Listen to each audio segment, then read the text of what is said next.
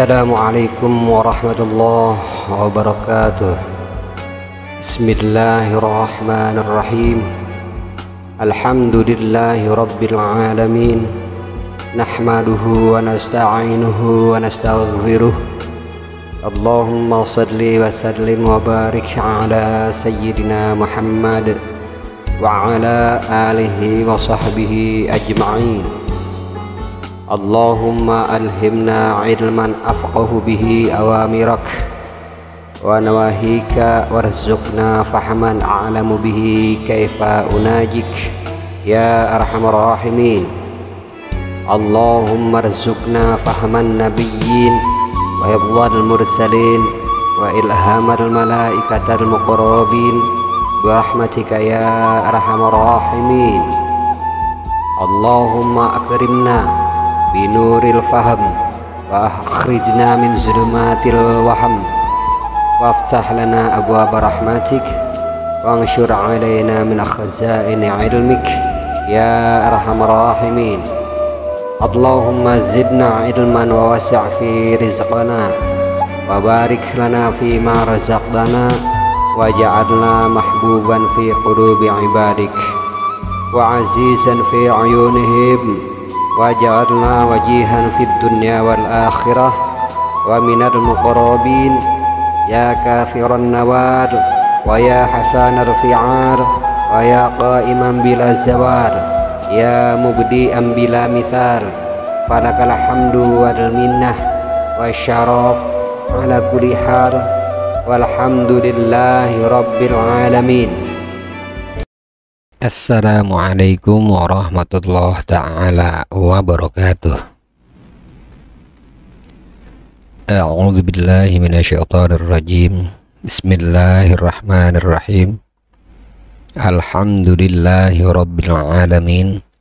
Assalatu wassalamu ala asyrafil anbiya'i wal mursalin sayyidina wa maulana Muhammadin sallallahu alaihi wasallam wa ala alihi wa sahbihi ajma'in, amma ba'd. Alhamdulillah, kita berjumpa kembali bersama Farid Fatsya Official. Semoga para mustami' senantiasa sehat walafiat, dan semoga Allah Ta'ala melimpahkan rahmat dan maghfirahnya kepada para mustami' serta diberikan berbagai kemudahan di setiap aktivitasnya. Amin ya Allah ya Rabbal Alamin. Perjumpaan kita kali ini insyaallah akan membahas tentang muthala'ah dari Sirah Nabawiyah Ibnu Hisham. Tema kali ini antara lain adalah ciri-ciri gajah di dalam syair, lalu kepergian Saif bin Lu Yazin, dan akhir daripada era Persia di Yaman. Adapun ciri-ciri gajah di dalam syair, Ibnu Ishaq berkata, ketika Allah Ta'ala mengusir orang-orang Habasyah dari Mekkah dan menimpakan hukuman kepada mereka, maka orang-orang Arab mendewa-dewakan orang-orang Quraisy. Orang-orang Arab berkata bahwa orang-orang Quraisy adalah wali-wali Allah. Allah berperang demi mereka dan melindungi mereka dari musuh-musuhnya. Mereka pun membuat syair-syair, dan dalam syairnya mereka menyebutkan apa yang diperbuat Allah Ta'ala terhadap orang-orang Habasyah dan tipu muslihat mereka yang dijauhkannya dari orang-orang Quraisy. Abdullah bin Az-Ziba'ra bin Adi bin Qais bin Adi bin Sa'ad bin Su'aid bin Saham bin Amr bin Husais bin Ka'ab bin Lu'ay bin Ghalib bin Fihr berkata terkait dengan syairnya, mereka berpaling dari kabilah-kabilah Mekah karena sejak dulu tanah sucinya tidak pernah bisa dijadikan sebagai sasaran kerusakan.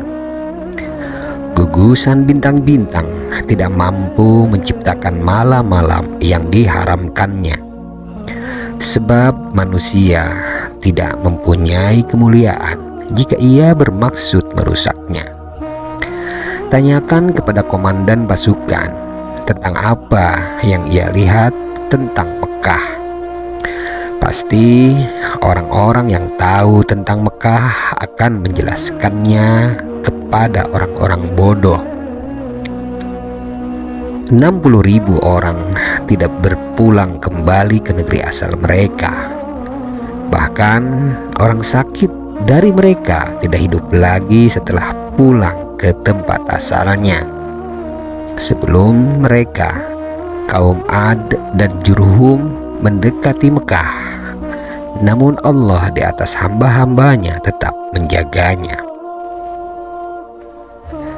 Ibnu Ishaq berkata, yang dimaksud dengan orang sakit pada syair tersebut ialah Abu Rohah. Ketika ia terluka, ia digotong hingga akhirnya wafat di Sana'a.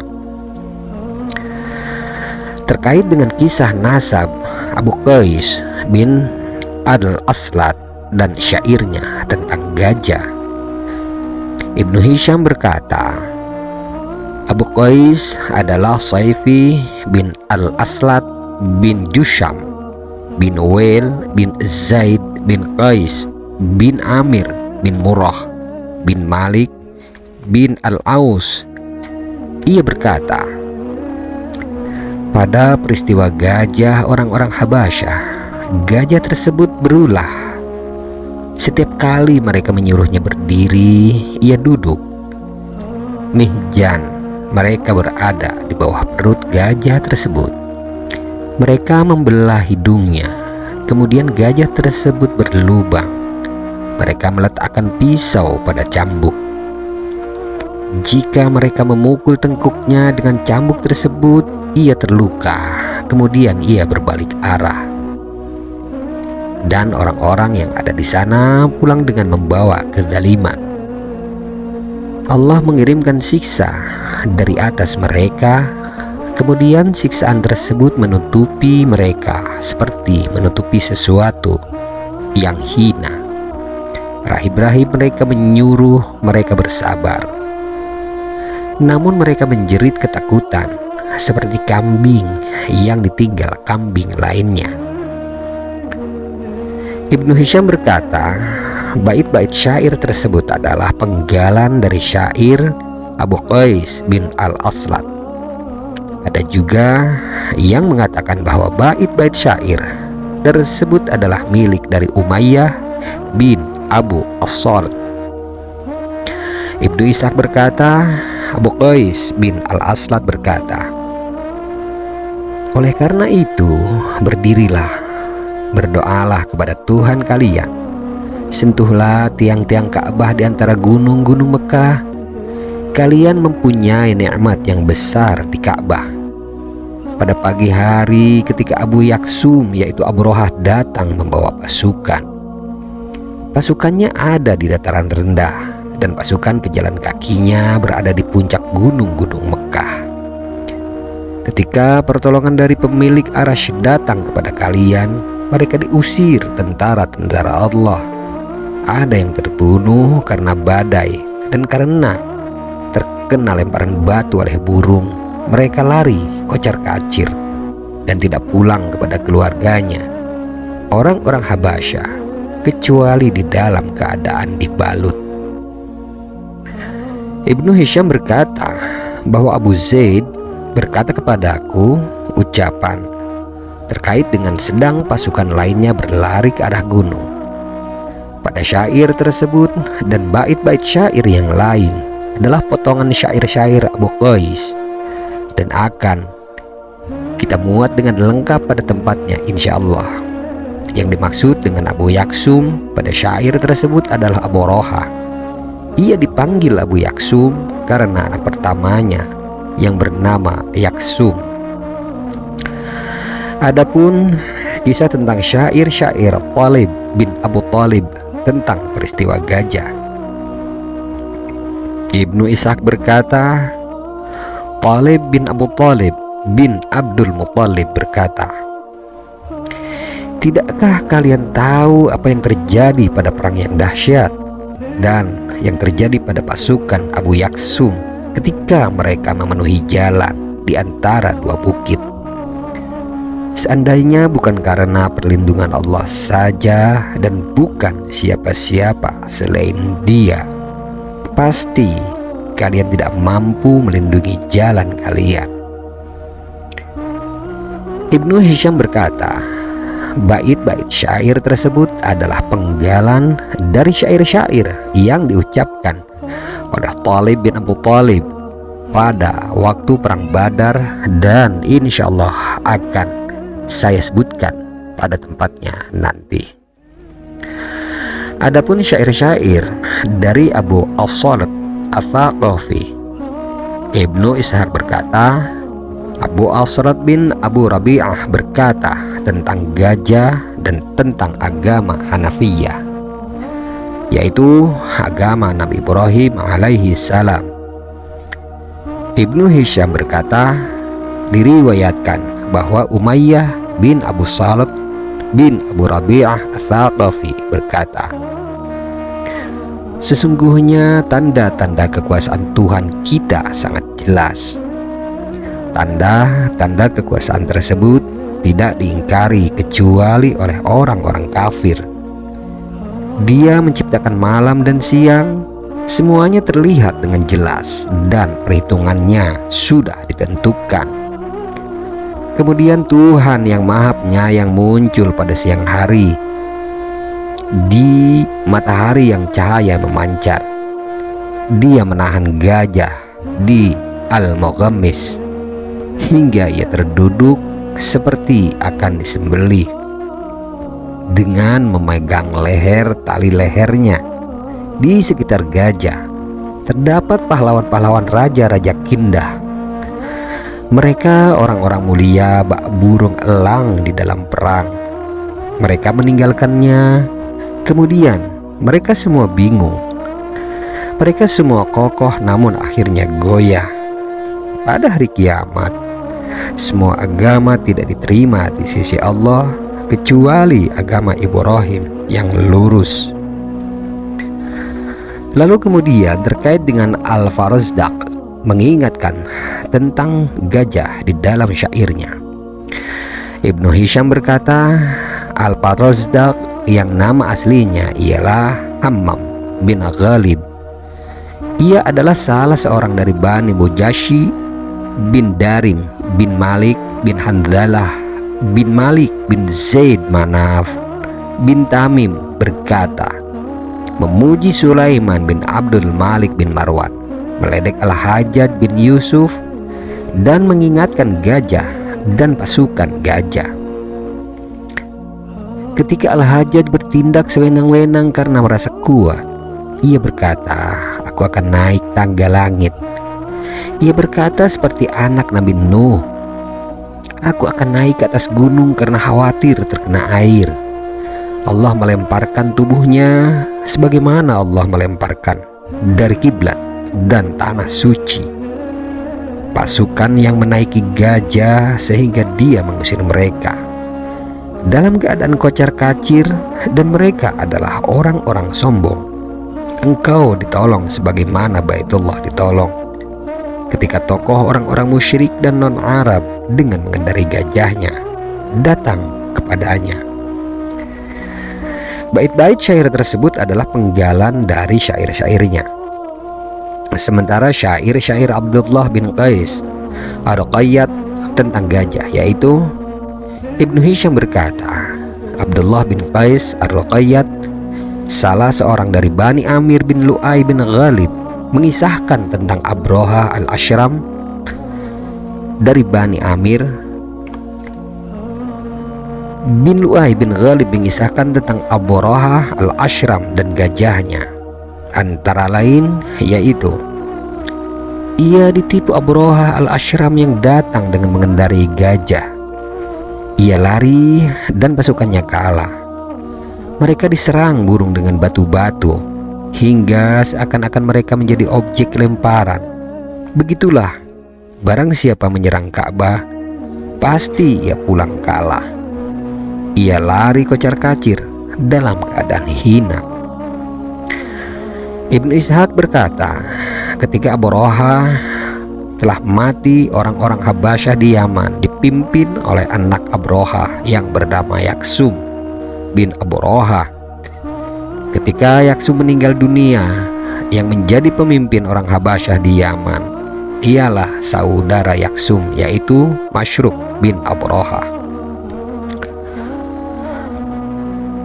Terkait dengan kepergian Saif bin Dhu Yazin, Ibnu Ishaq berkata, orang-orang Yaman didera musibah yang berkepanjangan.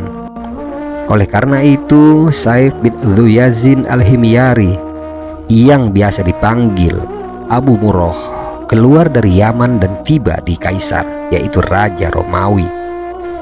Ia mengadukan musibah yang dialami orang-orang Yaman kepada Kaisar, memintanya untuk mengeluarkan mereka dari bencana tersebut. Ia, Saif bin Dhu Yazin, menjadi raja bagi mereka dan mengirimkan tentara-tentara Romawi kepada mereka. Kaisar tidak menggubris keluhan Saif bin Dhu Yazin. Ibnu Ishaq berkata, kemudian Saif bin Dhu Yazin keluar dari istana Kaisar dan pergi ke tempat An-Nu'man bin Al-Mundhir, gubernur Kisra di Al-Hirrah dan daerah-daerah Irak di sekitarnya. Saif bin Dhu Yazin mengadukan sepak terjang orang-orang Habasyah kepada An-Nu'man bin Al-Mundhir. An-Nu'man bin Al-Mundhir berkata kepada Saif, aku mempunyai utusan rutin setiap tahun yang datang kepada Kisra. Berdirilah. Saif bin Dhu Yazin pun berdiri. Kemudian ia berjalan bersama Nu'man bin Al-Mundhir dan menemui Kisra. Ketika itu Kisra sedang duduk di istananya dan mahkotanya ada di dalamnya. Mahkotanya seperti takaran besar menurut mereka. Di mahkota tersebut mutiara yakut, intan berlian, dan mutiara zabarjad dicetak dengan emas dan perak, lalu digantungkan di rantai emas di jendela istana tersebut. Leher Kisra tidak sanggup untuk menyangga mahkota tersebut. Oleh karena itu, mahkotanya ditutup dengan kain. Jika ia telah duduk di singgasananya, maka saat itulah kepalanya dimasukkan ke dalam mahkota. Jika ia telah duduk tegak di singgasananya, kain tersebut diambil daripadanya. Jika orang yang belum pernah melihatnya kemudian melihatnya memakai mahkotanya, pasti ia duduk karena sungkan kepadanya. Ketika Saif bin Dhu Yazin masuk kepadanya, Saif bin Dhu Yazin duduk di depannya. Terkait dengan kisah pertemuan antara Kisra dengan Saif Dhu Yazin, Ibnu Hisham berkata bahwa Abu Ubaidah berkata kepadaku, ketika Saif bin Dhu Yazin masuk kepada Kisra, ia menundukkan kepalanya. Kisra berkata, orang bodoh ini masuk padaku dari pintu setinggi ini dengan menundukkan kepalanya. Ucapan tersebut disampaikan kepada Saif bin Dhu Yazin. Lalu kemudian ia berkata, aku bertindak seperti ini karena aku sedih dan karena segala sesuatu menjadi sempit bagiku. Ibnu Ishaq berkata, kemudian Saif bin Dhu Yazin berkata, paduka raja, kami dikalahkan orang-orang asing di negeri kami sendiri. Kisra bertanya kepada Saif bin Dhu Yazin, Orang asing dari mana? Dari Habasyah atau dari Sindi? Saif bin Dhu Yazin berkata, dari Habasyah. Aku datang kepadamu dengan maksud meminta pertolonganmu dan pemerintahan negeriku menjadi milikmu. Kisra kemudian berkata, negerimu jauh dari sini dan kekayaannya sangat sedikit. Aku tidak mau menyulitkan pasukan Persia di negeri Arab, dan aku tidak mempunyai kepentingan di dalam hal ini. Kemudian Kisra menghadiahi Saif bin Dhu Yazin uang sebesar 10.000 dirham dan pakaian yang bagus. Setelah menerima hadiah tersebut, Saif bin Dhu Yazin keluar dari hadapan Kisra dan menyebarkan uang hadiah Kisra tersebut kepada manusia. Kejadian tersebut dilaporkan kepada Kisra. Ia kemudian berkata, orang tersebut pasti mempunyai persoalan penting. Kemudian Kisra mengutus seseorang untuk menemui Saif bin Dhu Yazin dan berkata kepadanya, engkau sengaja menyebarkan hadiah Kisra. Saif bin Dhu Yazin berkata, apa yang bisa aku kerjakan dengan hadiah tersebut? Gunung-gunung di negeriku semuanya adalah emas dan perak. Saif bin Dhu Yazin merayu Kisra agar ia tertarik kepada gunung-gunung emas dan perak tersebut. Kemudian Kisra mengumpulkan para pejabatnya dan berkata kepada mereka, bagaimana pendapat kalian terhadap orang ini dan persoalannya? Lalu salah seorang dari mereka berkata, Duka Raja, sesungguhnya di penjara banyak sekali narapidana yang dipenjara karena kasus pembunuhan. Jika engkau mengirim mereka bersama Saif bin Dhu Yazin, jika mereka semua tewas, itulah yang engkau inginkan pada mereka. Namun jika mereka menang, itu adalah kekuasaan yang ditambahkan kepadamu. Akhirnya Kisra mengirimkan semua narapidana bersama Saif bin Dhu Yazin.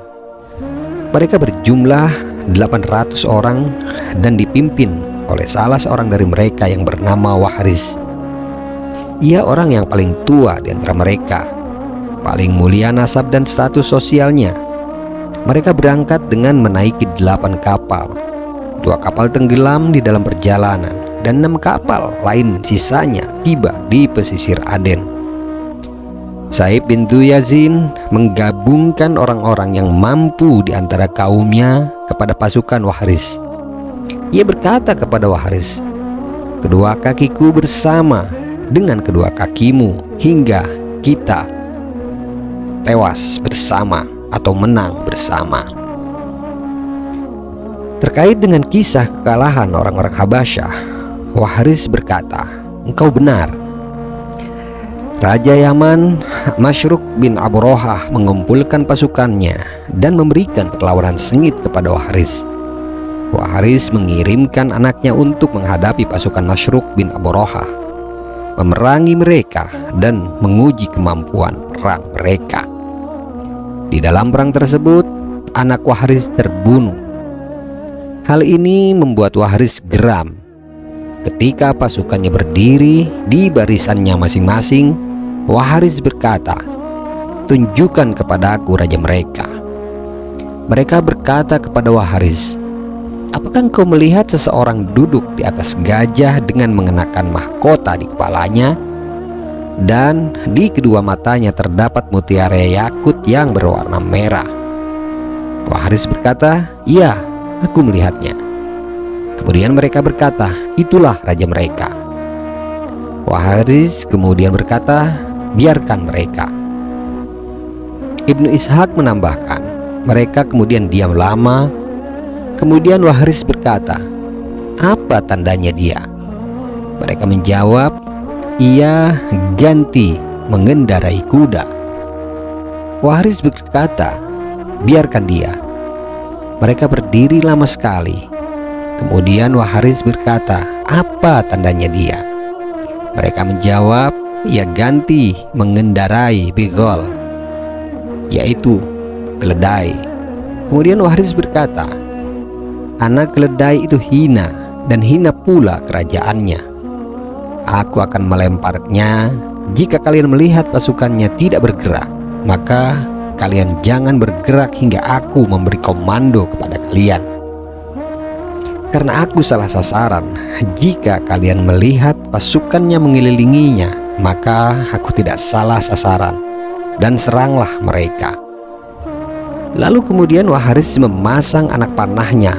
Konon selain dirinya tidak ada yang kuat memasangnya, karena saking kuatnya di tali panah.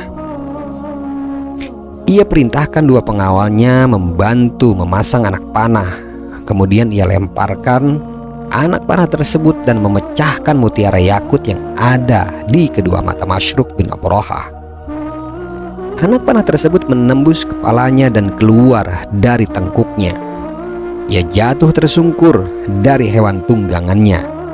Kemudian orang-orang Habasyah berkerumun di sekitarnya.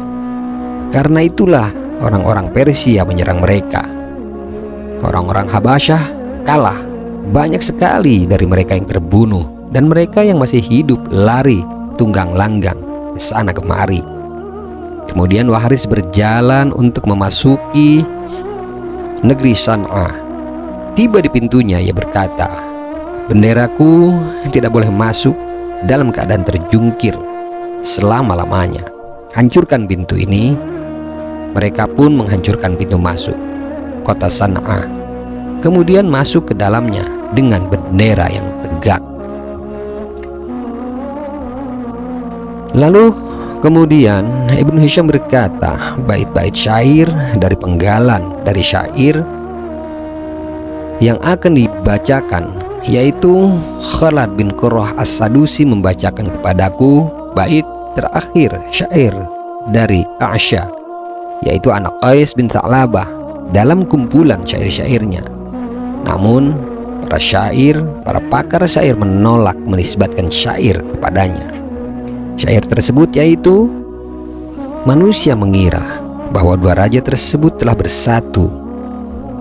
Siapakah yang mau mendengar seruannya pada saat petaka telah membesar? Kami telah membunuh Mashruk dan menyirami dataran tinggi dengan darah. Sesungguhnya raja ialah raja manusia, yaitu Wahriz yang telah membagi-bagi jatah. Ia menikmati minuman keras hingga mendapatkan tawanan perang dan kekayaan. Terkait dengan syair, Ibnu Abu As-Salat, Ibnu Ishaq berkata, Abu As-Salat bin Abu Rabi'ah Al-Thaqafi berkata, hendaklah orang seperti anak Dhu Yazin mencari anak panah. Ia hilang di laut, tidak diketahui musuh-musuhnya bertahun-tahun. Ia bermaksud pergi kepada kaisar ketika perjalanannya semakin jelas, namun ia tidak mendapatkan apa yang dimintanya. Kemudian ia beralih pergi kepada Kisra pada tahun ke-10. Ia merendahkan dirinya dan hartanya, hingga akhirnya ia berhasil membawa orang-orang merdeka. Aku bersumpah, sungguh engkau telah bertindak cepat hingga engkau berhasil membawa apa yang kau minta. Demi Allah, mereka keluar dari keluarganya. Aku belum pernah melihat orang-orang seperti mereka. Orang berkulit putih, pejabat teras yang kuat dan ahli panah. Singa-singa yang mengasuh anak-anak singa di hutan belantara. Mereka melempar anak panah dengan semangat tinggi. Anak-anak panah tersebut tak ubahnya seperti air hujan yang membuat tewas dengan tepat orang yang terkena olehnya. Orang telah mengirimkan singa-singa kepada anjing-anjing hitam, membuat mereka lari terusir tidak karuan. Minumlah kehinaan. Engkau mempunyai mahkota tinggi di atas istana Gumdan. Minumlah kehinaan, karena kuku-kuku mereka telah lumpuh. Dan panjangkan kain burdahmu pada hari ini. Itulah kemuliaan itu, dan bukannya gelas berisi susu yang dicampur dengan air kemudian berubah menjadi air kencing. Ibnu Hisham berkata, ada yang berpendapat bahwa syair tersebut adalah milik dari Umayyah bin Abu As-Salt. Ibnu Hisham berkata, itulah syair yang diriwayatkan oleh Ibnu Ishaq kecuali dari bait terakhir. Bait tersebut milik dari An-Nabighah Al-Ja'di yang nama aslinya ialah Abdullah bin Qais, yaitu salah seorang dari Bani Ja'dah bin Ka'ab bin Rabi'ah bin Amir bin Sa'sa'ah bin Muawiyah bin Bakar bin Hawazin dalam kumpulan syairnya. Adapun syair dari Adi bin Zaid, Ibnu Ishaq berkata, Adi bin Zaid al-Hirri, salah seorang dari Bani Tamim, mengatakan syair tersebut. Ibnu Hisham berkata, ia anak keturunan Amru al-Qais bin Zaid bin Manat bin Tamim. Ada yang mengatakan bahwa Adi berasal dari Al-Ibadi di Al-Hirah. Syair tersebut adalah sebagai berikut. Setelah San'a, ia diurus oleh penguasa-penguasa yang dermawan. San'a dibangun oleh orang yang membangunnya di awan yang berserakan. Prajurit-prajuritnya basah seperti minyak kasturi. San'a tersebut dikelilingi gunung-gunung dekat dengan langit hingga orang tidak bisa mendakinya. Di dalamnya suara burung hantu menjadi merdu jika diikuti suara seruling pada petang hari.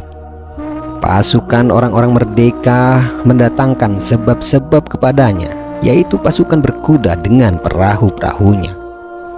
Pasukan tersebut mengarungi negeri-negeri bahaya dengan mengendarai begal, dengan menjadikan kematian sebagai muatan hewan kendaraannya, hingga akhirnya pasukan tersebut dilihat oleh orang-orang dari atas benteng. Hari itu mereka memanggil marga barbar dan Al-Yaksum, bahwa orang yang lari tidak akan selamat. Hari itu akan terus menjadi bahan perbincangan, dan nikmat yang dulu mereka rasakan sekarang telah sirna. Dari jalan sendiri-sendiri mereka berubah menjadi lari kocar-kacir bersama-sama, dan hari-hari itu menjadi gelap dan menyimpan banyak keajaiban. Setelah kedatangan orang-orang mulia dari Bani Tuba, menteri-menterinya senang hidup di dalamnya. Ibnu Hisham berkata bahwa bait-bait tersebut adalah penggalan dari syair-syair Adi bin Zaid. Abu Zaid al-Ansari membacakan syair Adi bin Zaid kepadaku dan diriwayatkan kepadaku dari Al-Mufaddal Al-Dhahabi. Hari itu mereka memanggil marga barbar dan Al-Yaksum. Inilah yang dimaksud Satih dengan ucapannya bahwa ia akan dikuasai Iram bin Dhu Yazin. Ia keluar kepada mereka dari Aden, kemudian tidak menyisakan seorang pun dari mereka di Yaman. Dan yang dimaksud oleh Syekh dengan ucapannya, yaitu seorang anak muda yang tidak hina dan tidak lemah. Ia keluar kepada mereka dari keturunan Dhu Yazid.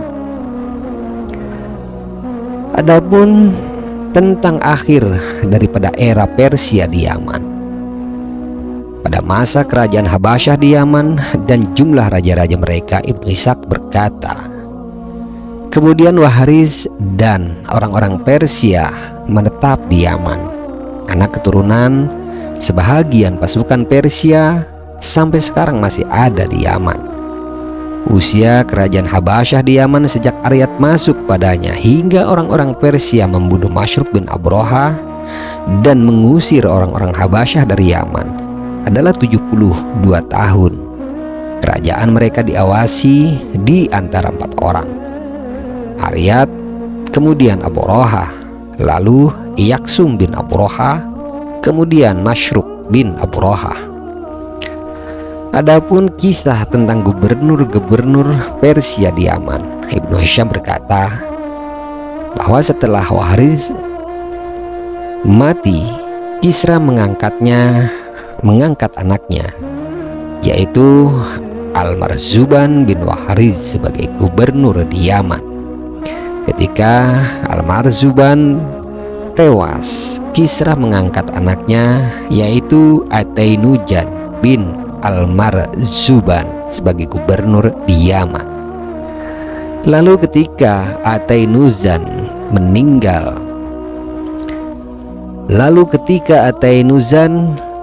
mati, Kisra mengangkat anaknya sebagai gubernur di Yaman, kemudian memecatnya dan menggantikannya dengan Badzan. Badzan menjadi gubernur di Yaman hingga Allah Ta'ala mengutus Nabi Muhammad SAW sebagai nabi dan rasulnya. Kisah tentang Rasulullah SAW memberitahu manusia tentang kematian Kisra. Ibnu Hisham berkata bahwa aku diberitahu seseorang dari Az-Zuhri yang berkata bahwa Kisra menulis surat kepada gubernurnya dia di Yaman, yaitu Badzan. Di dalam suratnya Kisra berkata, aku mendapat informasi bahwa seseorang dari suku Quraisy di Mekah mengaku sebagai nabi. Maka pergilah engkau kepadanya dan suruhlah ia bertaubat. Jika ia tidak bertaubat, datanglah kepadaku dengan membawa kepalanya. Kemudian Badzan mengirimkan surat Kisra kepada Rasulullah SAW. Lalu beliau membalas suratnya. Dalam surat balasannya beliau berkata, sesungguhnya Allah telah berjanji kepadaku akan mematikan Kisra pada hari ini di bulan ini. Ketika surat Rasulullah SAW sampai ke tangan Badzan membukanya untuk melihat isinya. Ia kemudian berkata, jika ia seorang nabi, maka apa yang ia katakan akan terjadi. Kemudian Allah Ta'ala mematikan Kisra tepat pada hari yang dikatakan oleh Rasulullah SAW. Ibnu Hisham berkata, Kisra terbunuh di tangan anaknya yaitu Syirawi. Khalid bin Haik Asy-Syaibani berkata, dan Kisra ketika ia dipotong anak-anaknya dengan pedang sebagaimana daging dipotong-potong. Kematian lahir untuknya pada suatu hari sebagaimana orang hamil mempunyai hari untuk melahirkan.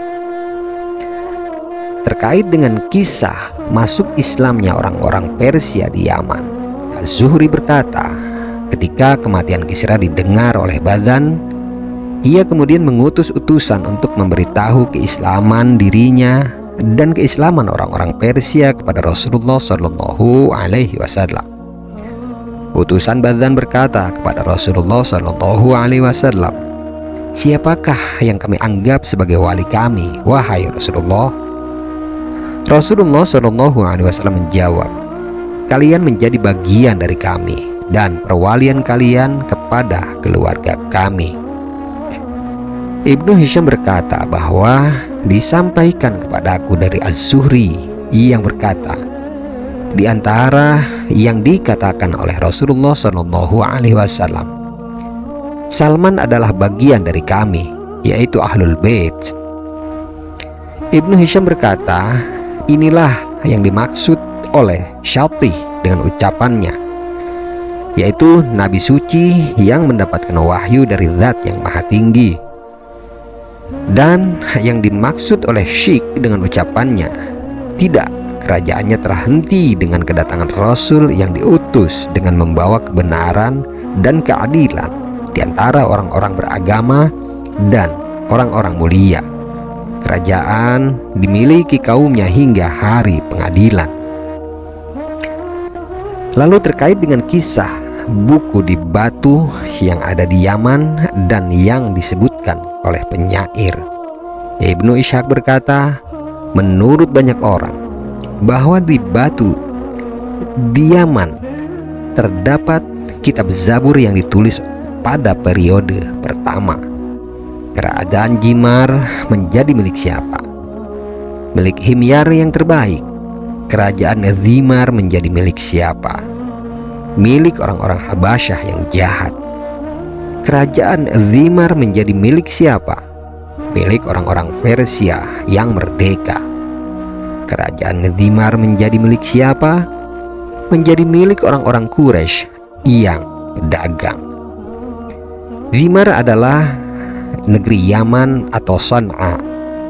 Ibnu Hisham berkata, Dhamar adalah Yunus seperti yang disampaikan kepada aku.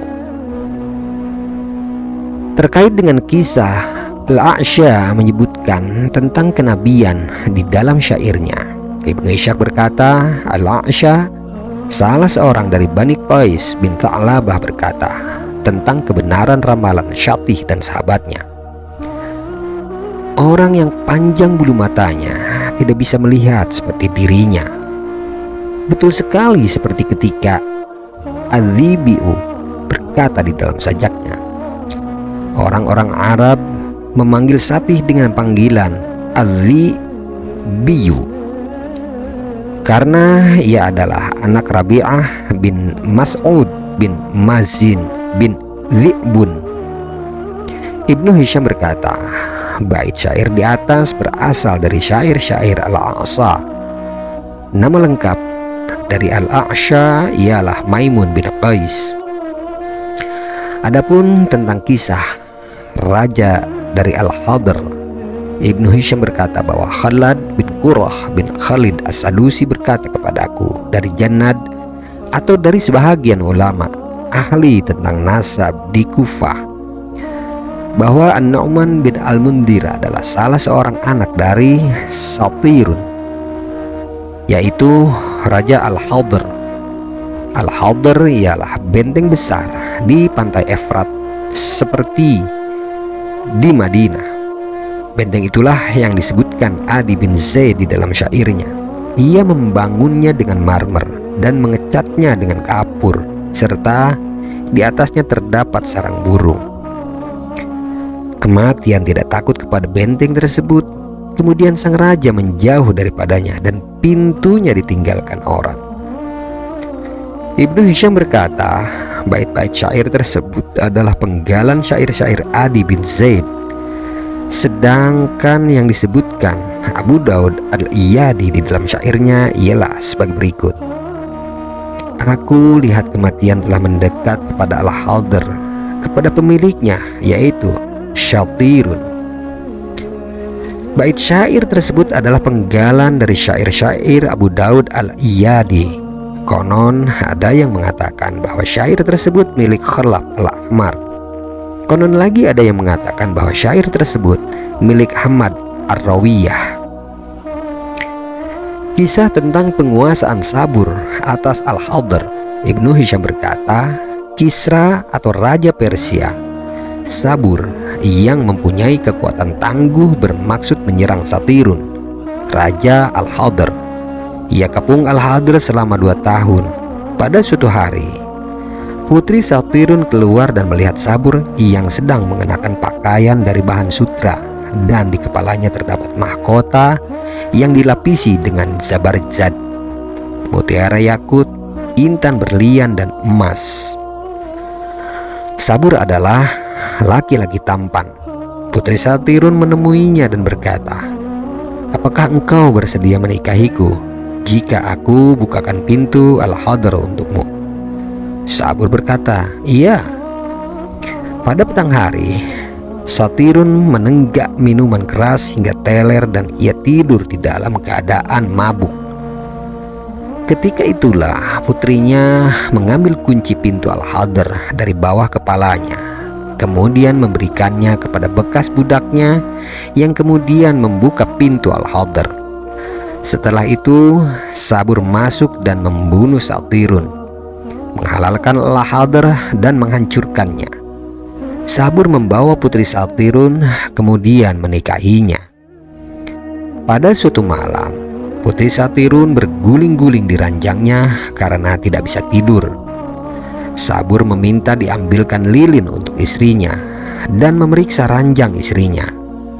Ternyata ia menemukan daun pohon asu.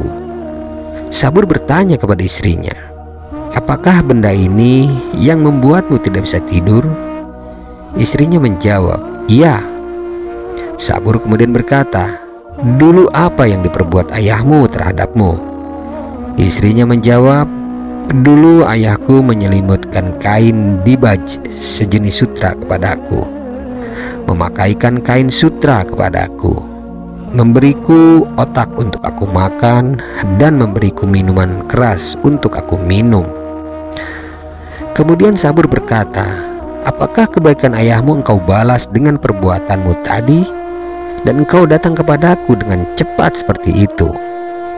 Sabur memerintahkan gelung rambut istrinya dikaitkan ke ekor kuda. Kemudian kuda tersebut lari hingga menewaskan putri Satirun. Tentang peristiwa tersebut, Ta'sya, salah seorang dari anak Qais bin Tha'labah, berkata di dalam syairnya, "Tidakkah Anda lihat ketika orang-orang Al-Hadar bergelimang dengan kenikmatan? Adakah kenikmatan itu abadi?"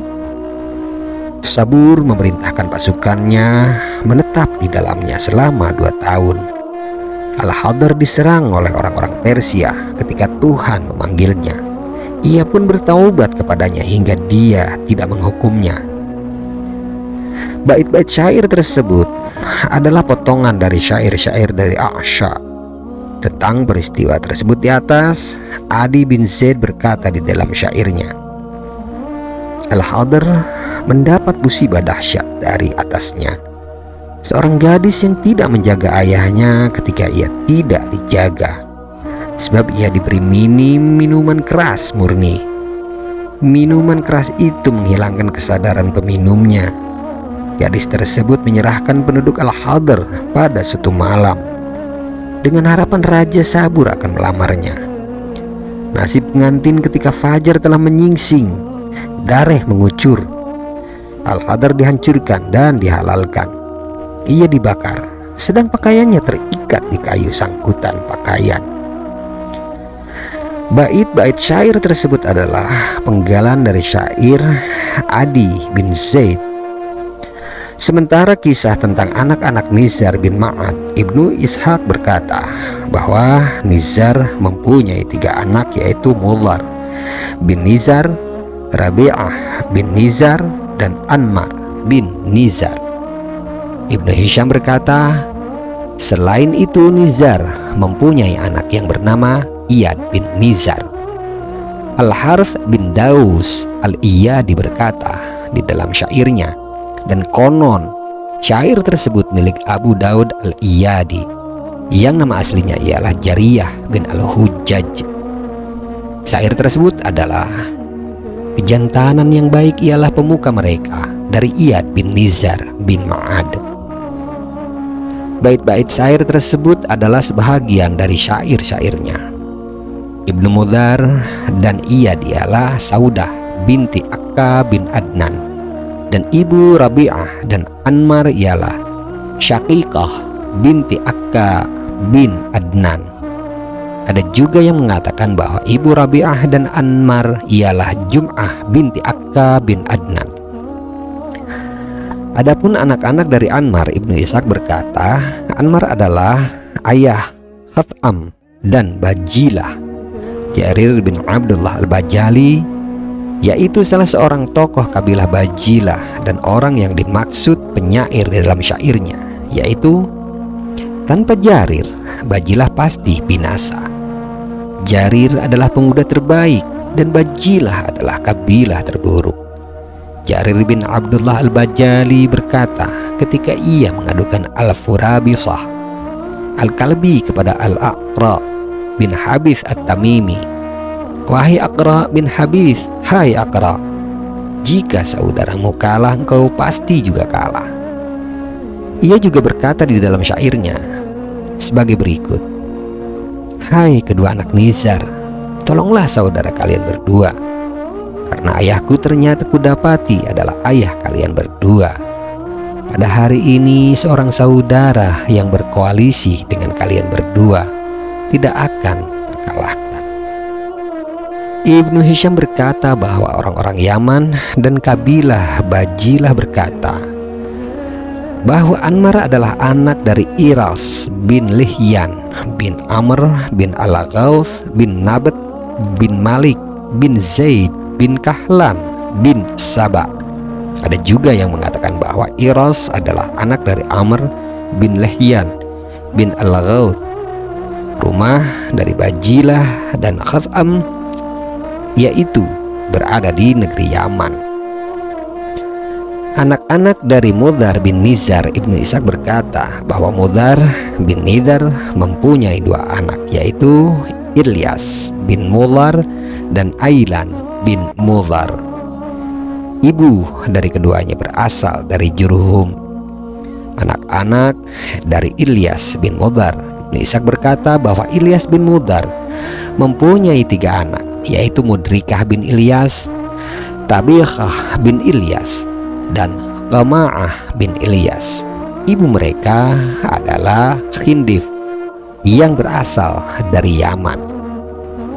Ibnu Hisham berkata bahwa Khindif adalah putri Imran bin Ilhaf bin Udha'ah. Ibnu Ishaq berkata bahwa nama asli Mudrikah ialah Amir dan nama asli Tabiqah ialah Amr. Mereka mengatakan bahwa keduanya sedang menggembalakan unta milik keduanya. Kemudian keduanya berburu hewan buruan. Ketika keduanya duduk untuk memasak hewan buruan, tiba-tiba datanglah singa kepada unta keduanya. Amir berkata kepada Amr, "Engkau pergi menyusul unta atau memasak hewan buruan ini?" Amr berkata, "Aku memasak saja." Kemudian Amir menyusul pergi untanya dan datang kembali dengan membawa unta. Ketika keduanya bertemu dengan ayahnya, keduanya menceritakan apa yang terjadi pada keduanya. Lalu kemudian ayahnya berkata kepada Amir, "Engkau adalah Mudrikah," yaitu yang berarti menemukan untanya kembali. Dan kepada Amr ayahnya berkata, "Engkau adalah Tabiqah," yaitu juru masak. Adapun Qama'ah, maka ahli nasab Mudhar menduga Khuza'ah adalah anak dari Amr bin Luhai bin Qama'ah bin Ilyas. Demikian daripada Sirah Nabawiyah Ibnu Hisham perjumpaan kita kali ini. Semoga bisa bermanfaat bagi para mustami'. Dan jika ada kata-kata atau penjelasan saya yang salah, maka kesalahan tersebut berasal dari kebodohan saya. Akan tetapi jika ada kebenaran di dalamnya, maka kebenaran tersebut berasal dari Allah Ta'ala. Kurang dan lebih saya mohon maaf. Insya Allah di lain segmen kita akan melanjutkan Sirah Nabawiyah Ibnu Hisham dengan tema perihal Amr bin Luhai dan berhala-berhala Arab lainnya. Wabillahi taufiq wal hidayah. Wassalamualaikum warahmatullahi ta'ala wabarakatuh. Bismillahirrahmanirrahim. Allahumma inna nastauda'nak ma qara'nah wa ma katsabnah wa ma sami'nah. Allahumma ya alim ya alim ya alim, adlimna min ilmik wa afhimna ank wa asmi'na mink wa basirna bik wa aqimna bi syuhudik wa arifna at-tariqa ilaik wa hawinha alaina bi fadlik wa albisna libasat taqwa minka wa laka innaka ala kulli syai'in qadir walhamdulillahi rabbil alamin. Bismillahirrahmanirrahim. Subhanakallahumma wa bihamdik, asyhadu an la ilaha illa ant, astaghfiruka wa atubu ilaih. Subhana rabbika rabbil izzati amma yasifun, wa salamun alal mursalin, walhamdulillahi rabbil alamin. Allahumma aqsim lana min khasyatik ma tahulu bihi bainana wa baina ma'asik, wa min ta'atik ma tubadlighuna bihi jannatik, wa minal yaqin ma tuhawwin mata'na بأسماعنا وأبصارنا وقوتنا ما أحييتنا واجعله الوريث منا واجعل ثأرنا على من ظلمنا وانصرنا على من عادنا ولا تجعل مصيبتنا في ديننا ولا تجعل الدنيا أكبر همنا ولا مبلغ علمنا ولا تسلط علينا من لا يرحمنا يا أرحم الراحمين والحمد لله رب العالمين.